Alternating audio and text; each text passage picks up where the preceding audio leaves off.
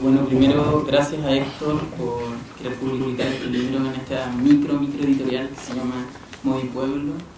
Y también gracias por el poemario, porque significó para mí, cuando Héctor me pidió que lo presentara, algo también muy cortito que voy a leer, me significó hablar un poco de la generación, que siempre es algo que asusta un poco, y de los amigos sobre todo.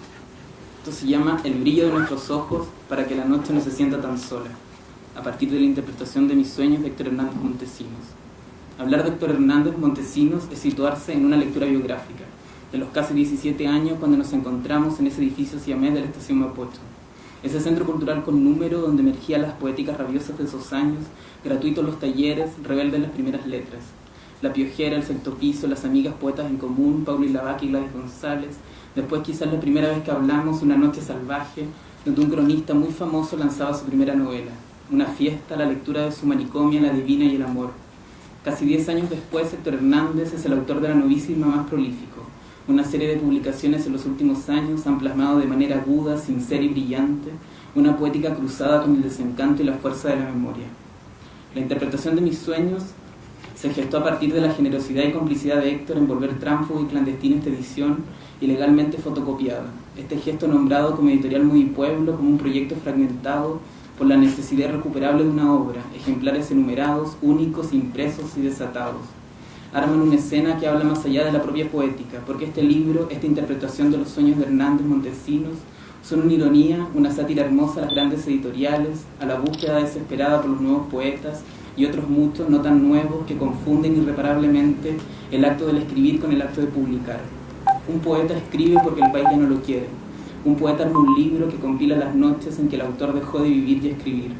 Un poeta como Héctor Hernández escribe porque ve a los amigos como poemas y porque, como él mismo lo dice, ha llorado, odiado, bailado, amado. A veces, desde un país lejano, puede ser un epistolario salvaje a la distancia de Sao Paulo a Buenos Aires. Puede ser también todos los pequeños bares de Chile donde hemos visto bailar a Héctor. Puede ser la pérdida, el abandono, el accidente, el amor, la brutalidad, la ausencia. La poética de Héctor y estos sueños que hablan como manifiesto, como epistolario maldito, como consigna y como grito generacional. Digo y hablo de generación porque en estos tiempos de maltrato, de libros tan lindos y plastificados, de solapas hermosas, de ediciones de lujo, de transnacionales hablando de amigos y literatura, nenes neoliberales y arbolitos japoneses, me resulta hermosa la posibilidad de llamarnos novísima, de creernos lo que sabemos no somos, de simplemente querernos, bailar juntos o separados, de cruzarnos muchas noches, hablando, pero quizás no hablando de poesía, y por sobre todo haciendo de la subjetividad generacional una pequeña y furiosa historia de amor. La novísima existe porque un autor joven publicó hace unos años un texto generoso que llamó Panorama subjetivísimo de la novísima poesía chilenísima. En ese texto, casi todos los autores éramos inéditos, éramos leídos por él y quizás solo por él. Éramos entendidos desde el baile. Ya hablo personalmente de mi baile o de mi país en llamas, porque fue Héctor el primero que me invitó a leer en esos recitales poéticos ausentes, donde como siempre nos escuchamos entre los amigos y nos hacemos una pequeña sonrisa para entender que estamos tan solos y que somos tan felices.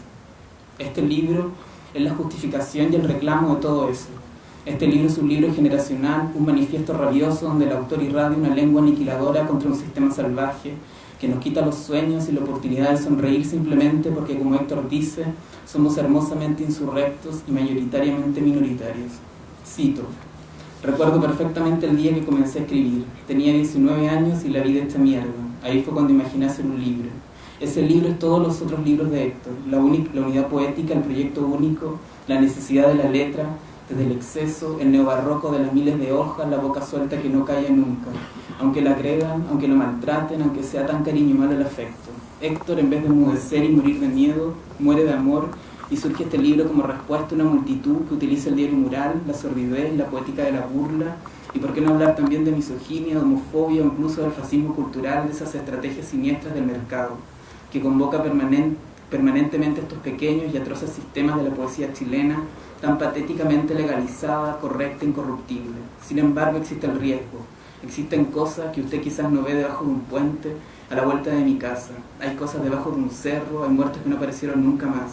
Hay gente que llora porque el mundo no les avisó tanta desgracia. Hay gente que guarda rencor e ira a los ojos pavorosos de Dios. Todo eso, esos riesgos, esas calles, esa imperfección quizás barroca excesiva, es la poética salvaje que me hace admirar y reconocer la obra de Héctor Hernández. Él nos habla desde sus sueños y en esa subjetividad ese colectivo, ese manifiesto de la desgracia a nosotros, los otros poetas cada vez menos jóvenes que como adolescentes sin fiesta insistimos en decir lo mismo porque sabemos que nadie más lo está contando en este país. Esa responsabilidad, esa denuncia, ese hartazgo, ese abismo en el que nos hace escribir. Héctor lo describe desde esa dictadura del cariño, que nos convoca esta noche y lo más probable es que un par de noches después, quizás sin libros, sin lanzamientos, sin inventos editoriales, sin buenos amigos, pero solo conscientes que veremos esos otros nuevos muchachos y muchachas que convierten sus vidas en poemas llenos de delirio y ternura. Porque cito a Héctor, la poesía vuelve a ser un arma, sí, un arma desde este lado simbólico de la violencia. Héctor Hernández en este tratado y proclamación evidencia todo un gesto generacional de esta novísima, o quizás generación 12-15 donde nos encontramos casi todos. Mis amigos lo sabían de antemano, dice Héctor, pero lo que no nos habíamos dado cuenta, ni Gladys, ni Paula, ni Felipe Ruiz, ni Pablo Paredes, es que nuestras poéticas eran una nueva sensibilidad, cito, proletarias y bailables, edípicas y callejeras, atiborradas de delirio y ternura. Y finalmente, está consciente de que somos parte de la misma historia de amor que nos invita desde la primera página de este libro. Mis amigos lo han vivido porque yo lo he vivido con ellos. Quizás es verdad, esta interpretación puede ser también ese nosotros, pero también la biografía como única manera de contarlo. Quizás cuando un accidente salvó su vida del infierno, quizás porque ya no hay poetas jóvenes, quizás las postdictaduras, quizás las posmodernas balas, quizás porque, como dice hermosamente el autor desde el inicio, ya nos ha entregado lo mejor en estos años. Quizás porque pienso en Duchamp y su Urinario inaugurar como sátira las convenciones del arte. Entonces veo este poema como una risa maleducada y perversa contra los contratos editoriales y las filiaciones poéticas de esos cánones masculinos que nos aburrieron la década pasada. Porque malentendimos la letra y aprendimos a coser descalzos los vestidos de las poetas mayores que nos enseñaron a hablar. Quizás porque la primera vez que Héctor Hernández vio un libro estaba en una colina y unos muchachos hermosos dormían debajo de él imperturbables. O quizás porque cada vez que termines de leer esta interpretación de los sueños de Héctor Hernández podemos juntar el brillo de nuestros ojos para que la noche no se sienta tan sola.